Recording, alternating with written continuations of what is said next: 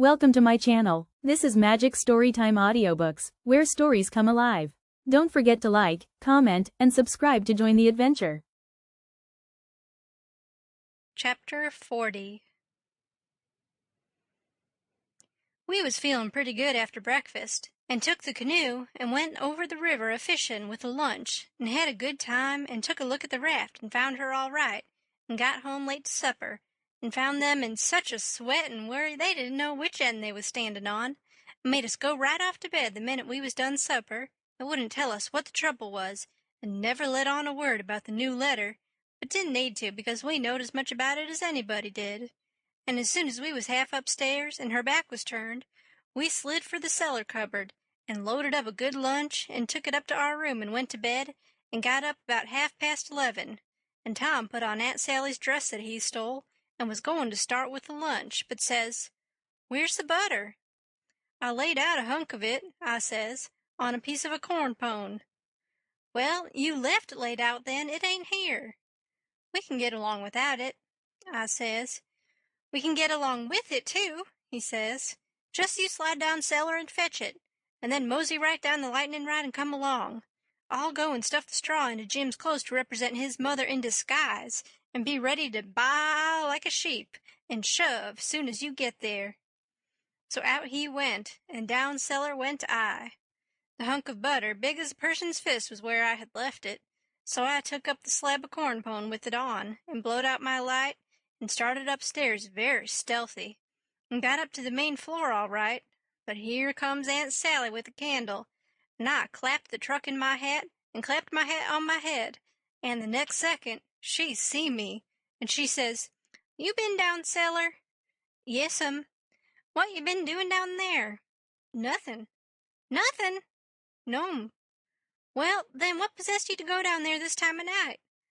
"I don't know'm." "You don't know? Don't answer me that way, Tom. I want to know what you been doing down there."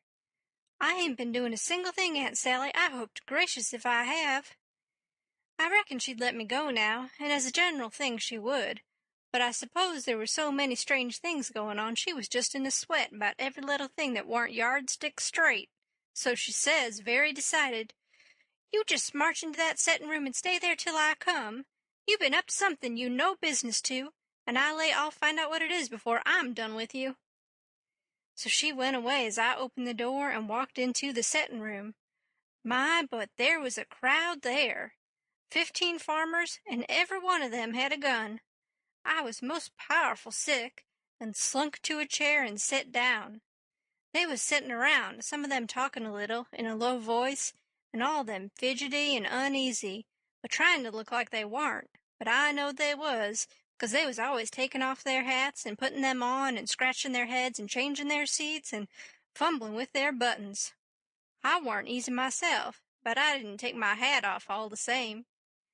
I did wish Aunt Sally would come and get done with me and lick me if she wanted to, and let me get away and tell Tom how we'd overdone this thing and what a thunderin' hornet's nest we'd got ourselves into, so we could stop fooling around straight off and clear out with Jim before these rips got out of patience and come for us. At last she come and begun to ask me questions, but I couldn't answer them straight.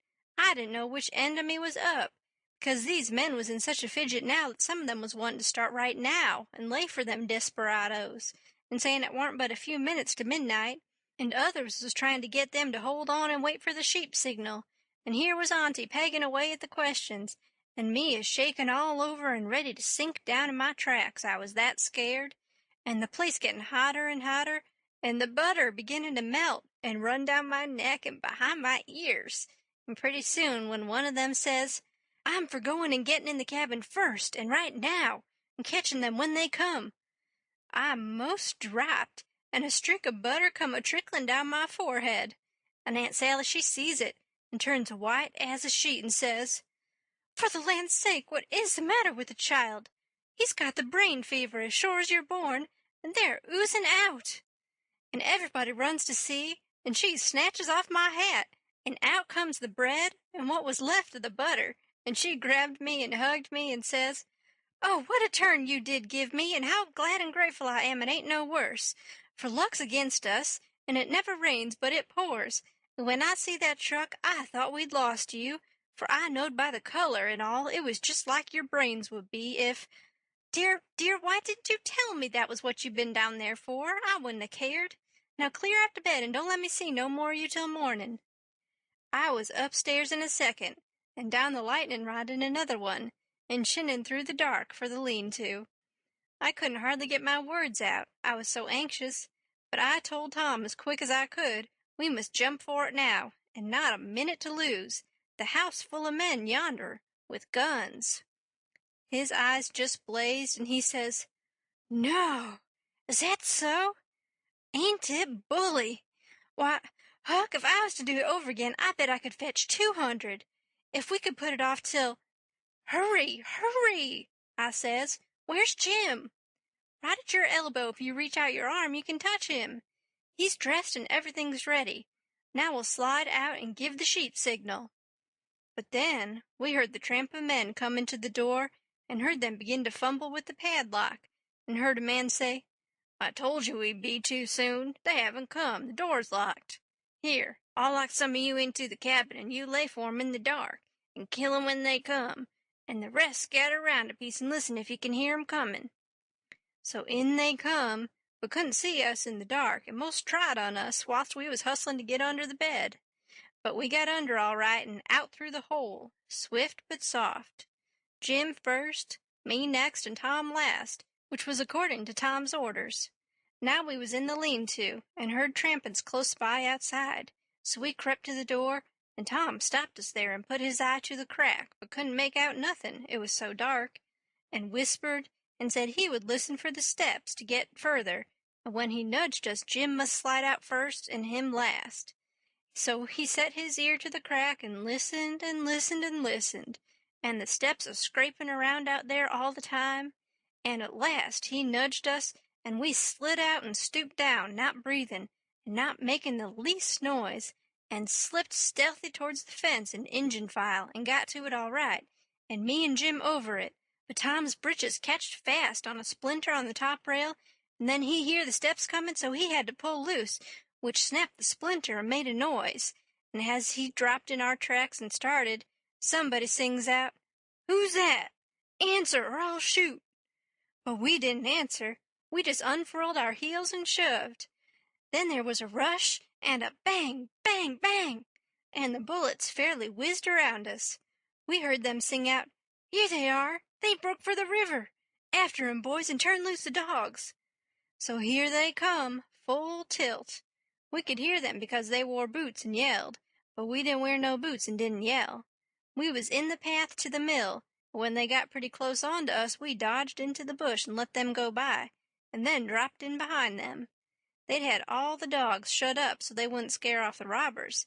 By this time somebody had let them loose, and here they come, making pow-wow enough for 1,000,000, but they was our dogs, so we stopped in our tracks till they ketched up, and when they see it warn't nobody but us, and no excitement to offer them, they only just said howdy, and tore right ahead towards the shouting and clattering, and then we up steam again, and whizzed along after them till we was nearly to the mill, and then struck up through the bush to where my canoe was tied, and hopped in and pulled for dear life towards the middle of the river, but didn't make no more noise than we was obleeged to. Then we struck out, easy and comfortable, for the island where my raft was, and we could hear them yelling and barking at each other all up and down the bank, till we was so far away the sounds got dim and died out, and when we stepped onto the raft, I says, "Now, old Jim, you're a free man again, and I bet you won't ever be a slave no more." And a mighty good job it was, too, Huck. It is planned beautiful, and it is done beautiful, and they ain't nobody can get up a plan that's more mixed up and splendid than what that one was. We was all glad as we could be, but Tom was the gladdest of all, because he had a bullet in the calf of his leg.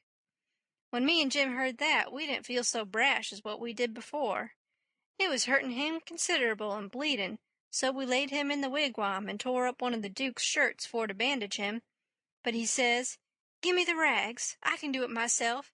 Don't stop now. Don't fool around here. And the evasion booming along so handsome. Man the sweeps and set her loose. Boys, we done it elegant. 'Deed we did.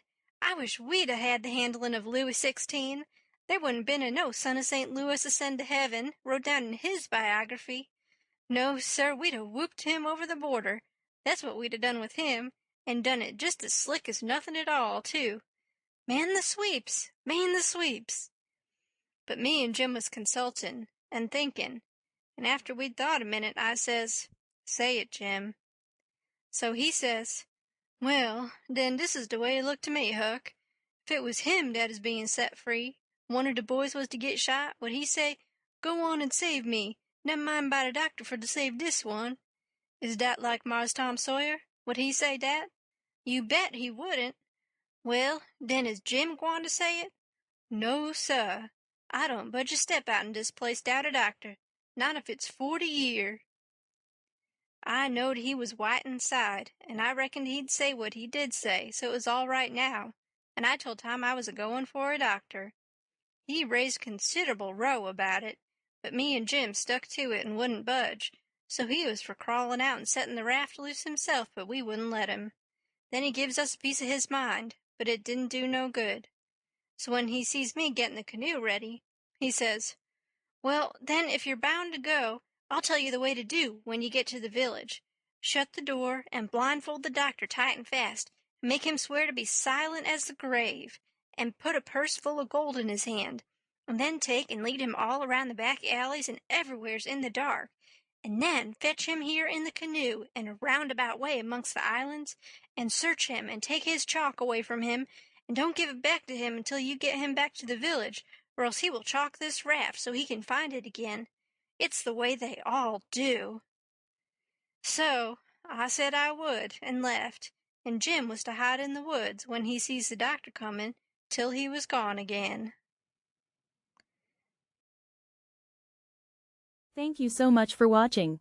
If you enjoyed the story, don't forget to hit like and leave a comment.